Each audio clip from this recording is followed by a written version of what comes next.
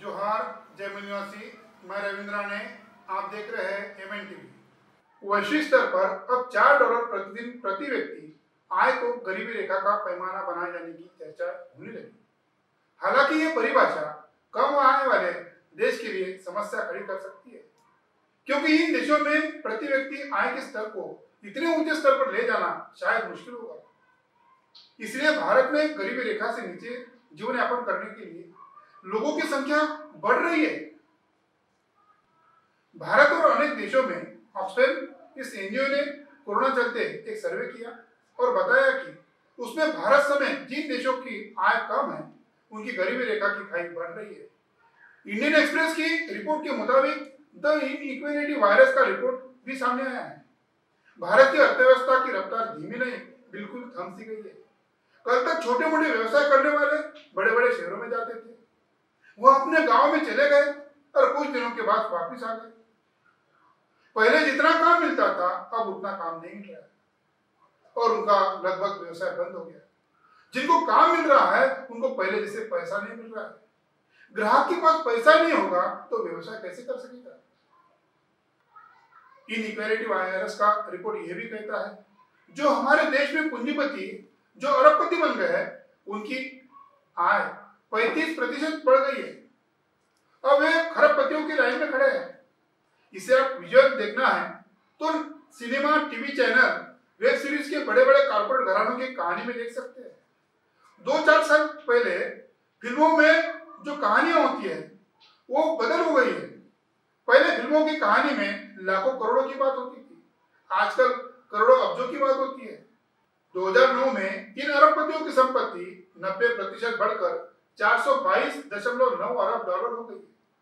$422.9 अरब के भारत के रुपए में कन्वर्ट किया तो आज की तारीख में डॉलर की वैल्यू 30,309.76 अरब रुपए होते हैं। 30,309.76 अरब रुपए पे कितने जीरो होते हैं इन पूंजीवादी व्यवस्था के लोगों को पूछो तो पता भी नहीं होगा। इतनी अनलिमिटेड संपत्ति उनके पास जमा हुई है।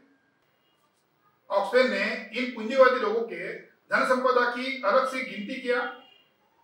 22 मार्च 2019 के जनता कर्फ्यू के बाद जो लॉकडाउन लगा और इस लॉकडाउन का तुगलकी फरमान मोदी जी ने सुनाया और उनके पूंजीवादी मित्रों की संपत्ति 12.97 ट्रिलियन हो गई।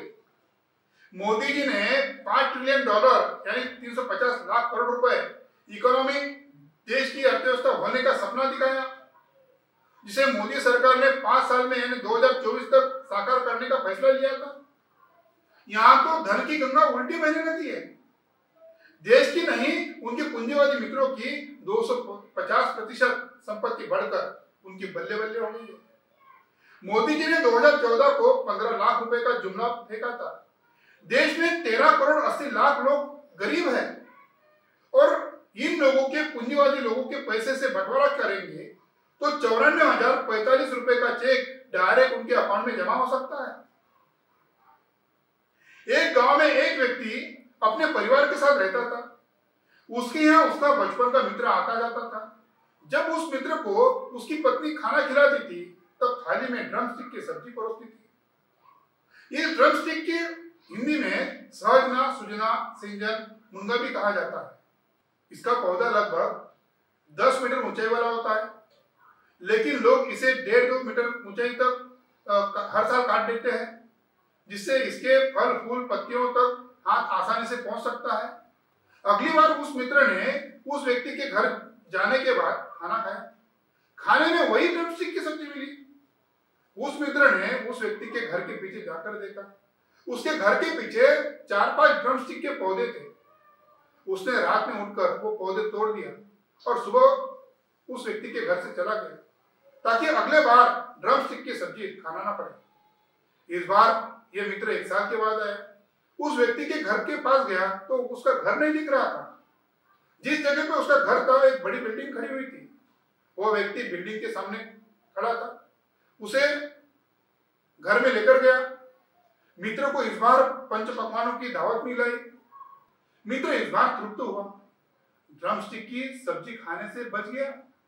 मित्र का भोजन खत्म होने के बाद उस मित्र ने उस व्यक्ति को पूछा, आप इतने अमीर कैसे हो गए? उस व्यक्ति ने बताया, किसी ने मेरे पुराने घर के पीछे के ड्रम स्टिक के पौधे तोड़ दिया। तोड़े हुए पौधों को जब जमीन के अंदर से मैंने तोड़ा तो एक गड्ढा हुआ। उस गड्ढे के नीचे सोने का हंडा था। उसके वजह से मैं जल्दी अमीर हो गया। इस कहानी को आपने सुना होगा, मगर हमने इसको अलग तरीके से बताया। जो नोटबंदी, निजीकरण, वैश्विक महामारी के नाम पर जो गरीबी रेखा का गड्ढा गिर गया, उस गड्ढे में नए श्रम कानून आ गए, कृषि कानून आ गया, और इस वजह से वो उसमें सोने का हंडा इन पूंजीपतियों को मिला। वही हंडा अंबानी और अदानी को मिल गया। महामारी के दौरान मुकेश अंबानी को 1 घंटे में जितनी आमदनी हुई, उतनी एक कुशल कामगार को कमाने के लिए 10,000 साल लग जाएंगे।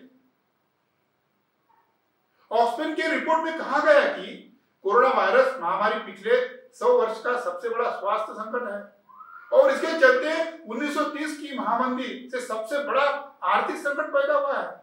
इस महामंदी के दरमियान हमारे यहाँ राम मंदिर का निर्माण हो रहा है। उसके लिए 300 करोड़ की लगभग खर्च आने वाला है, और नए संसद के लिए 971 करोड़ रुपए खर्चे हो रहे हैं। ऑक्सफैम ने सर्वे रिपोर्ट में कहा कि 79 अर्थशास्त्रियों से उन्होंने राय लिया, जिसमें जेफरी डेविड, जयती घोष, गैब्रियल जुकमैन ने बताया, महामारी के बाद भारत में आय असमानता में बहुत बड़ी बढ़ोतरी हुई है। इसी रिपोर्ट ने कहा कि मुकेश अंबानी, गौतम अडानी, शिव नागर, साइरस पूनावाला, उदय कोटक, अजय प्रेम जी, सुनील मित्तल, राधाकृष्ण दमानी, कुमार मंगलम बिड़ला और लक्ष्मी मित्तल महामारी के बाद ये सारे पूंजीपति अरबपति से खरबपति हो गए।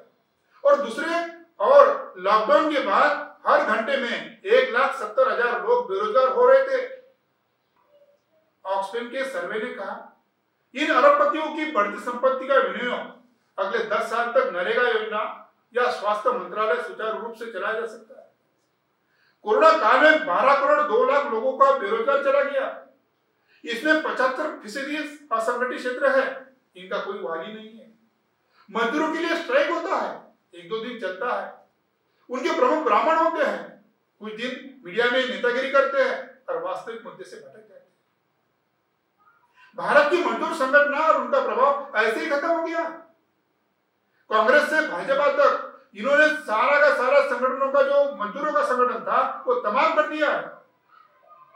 ऑक्सफैम का रिपोर्ट ये भी कहता है, ऑनलाइन शिक्षा के चलते बायजू और अनअकैडमी इन निजी शिक्षा देने वाली कंपनियों की ग्रोथ बढ़ गई है। बायजू की 10.8 अरब डॉलर वैल्यू हो गई है और अनअकैडमी की 1.4 अरब डॉलर वैल्यू हो गई है। और दूसरी तरफ 20% गरीब परिवारों में 3% के पास कंप्यूटर है और 9% लोगों के पास इंटरनेट पहुंच रहा है।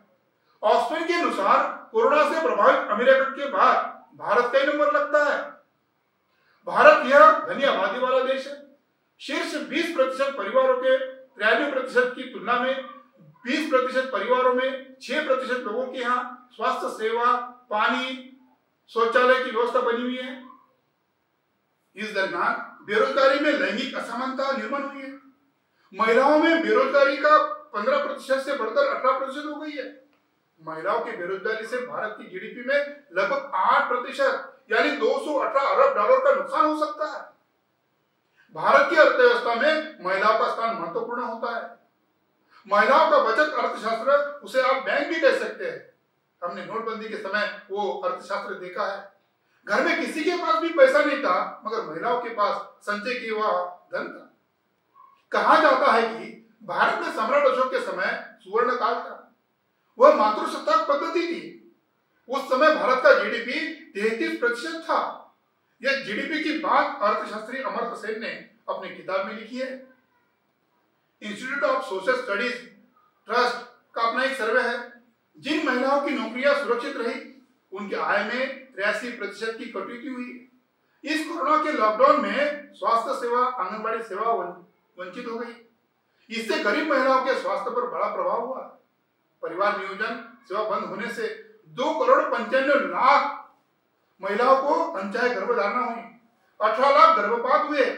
इसमें 10,40,000 गर्भपात असुरक्षित हुए और इसमें 2,165 महिलाओं की प्रसूति काल में मृत्यु हुई। कोरोना के समय घरेलू हिंसा में भी बढ़ोतरी हो गई।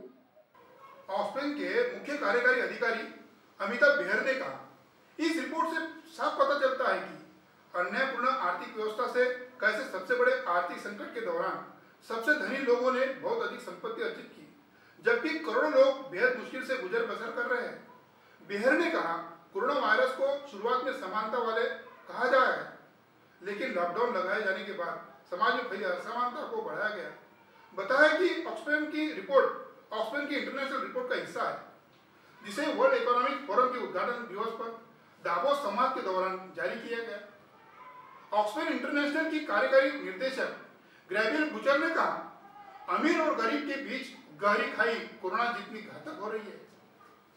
देश के प्रधानमंत्री नरेंद्र मोदी, वित्त मंत्री निर्मला सीतारमण अडानी अंबानी के इशारे पर फायदे की नवरत्न कंपनियों को कौड़ियों में बेच रहे हैं। महाभारत में ब्राह्मणों के प्यारे लाल धर्मराज युधिष्ठिर जुआ खेलते हैं और जुआ खेलते समय ब्राह्मणों की और उनकी संपत्ति छोड़कर राज्य की जो संपत्ति है, जो प्रजा की संपत्ति है, वो दांव पर लगा देते हैं। वैसे मोहन भागवत के प्यारे नरेंद्र मोदी देश की संपत्ति, जो लोगों की संपत्ति है, वो धीरे धीरे बेच रहे हैं। लोकतांत्रिक व्यवस्था में जमींदारी व्यवस्था का अंत हुआ, लेकिन जमींदारों का नहीं। आज इस भूमि पर एक बड़ा हिस्सा इस वर्ग के कब्जे में है और अडानी अंबानी जैसे नौ जमींदार बन गए हैं और बढ़ भी गए हैं। देश नदी नाले समुद्र पेड़ पौधे का नहीं बनता है, केवल रास्ते पुल डैम का ही नहीं बनता है। देश केवल अल्पजन ब्राह्मणों का भी नहीं हो सकता है, बल्कि ये देश मूल निवासी बहुजन समाज का है। मगर इस देश का शासक वर्ग स्वयं को बचाने के लिए लगा है। जैसे नदी में बाढ़ आई थी, बंदरिया और उसका बच्चा नदी के बाढ़ में फंस गया था, तो बंदरिया ने क्या किया? बंदरिया ने अपने बच्चे के सिर पर चढ़कर अपनी स्वयं की जान बचाई और बच्चे को मरने दिया। धन्यवाद।